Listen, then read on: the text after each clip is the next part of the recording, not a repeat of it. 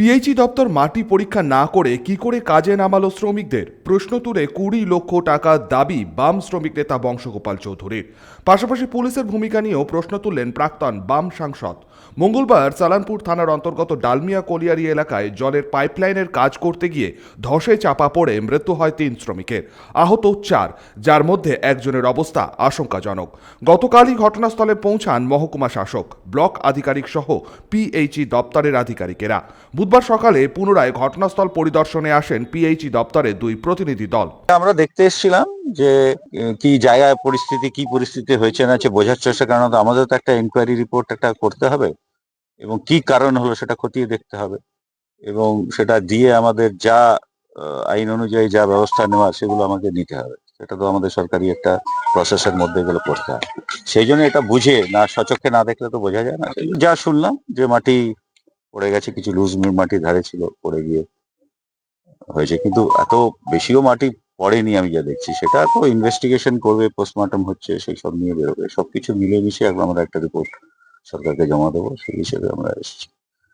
এটা আমাদের কাজের মধ্যেই পড়ে, ইনভেস্টিগেশন করে বার করা। নিশ্চয়ই সরকারের যা আছে, আমরা নিজেরা সরকার থেকে বাইরে থেকে সাহায্য করা হচ্ছে, যত রকম যা ঝাড়খণ্ড থেকে এসছে, যা যা সাহায্য করার দরকার কাল থেকে। একজন স্থানীয় আছে, 2 জন ঝাড়খণ্ড, সেই রকম সব রকম সাহায্য আমরা করছি, তাদের পাশে আছি আমরা।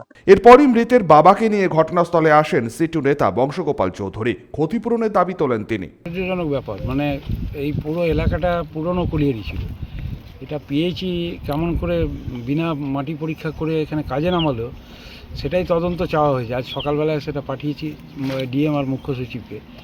আর এই এলাকায় সালানপুর থানা এলাকাতে কোনো নিরাপত্তা আমি দেখতে পাচ্ছি না। যখন তখন এই সমস্ত বেআইনি কাজকর্ম এখানে চলছে এবং পিএইচই ঠিকাদারে ভরে গেছে। এই এলাকায় জলের কার্যত কোনো স্কিম ভালো করে হচ্ছে না, ঠিকাদারের হাতে সব ছেড়ে দিয়ে আর কিছু লোককে এইভাবে নিয়ে এসে মৃত্যুর মুখে ফেলে দেওয়া হচ্ছে। আমি 20 লক্ষ টাকা দাবি করেছি এখনই সাময়িকভাবে প্রত্যেক পরিবারের জন্য।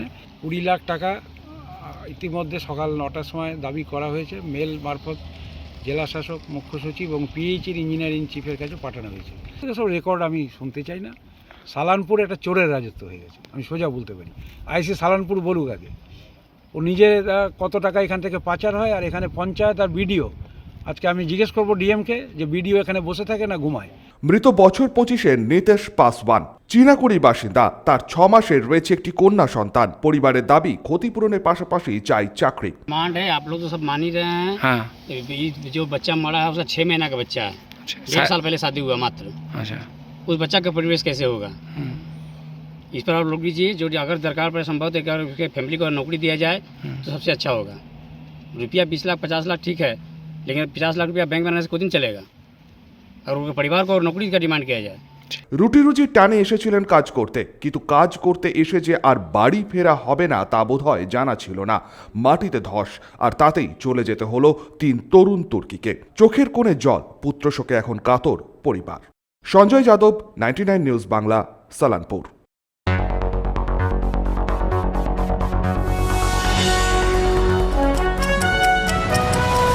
আপনারা দেখছেন 99 নিউজ বাংলা। বদলাবো আমরা।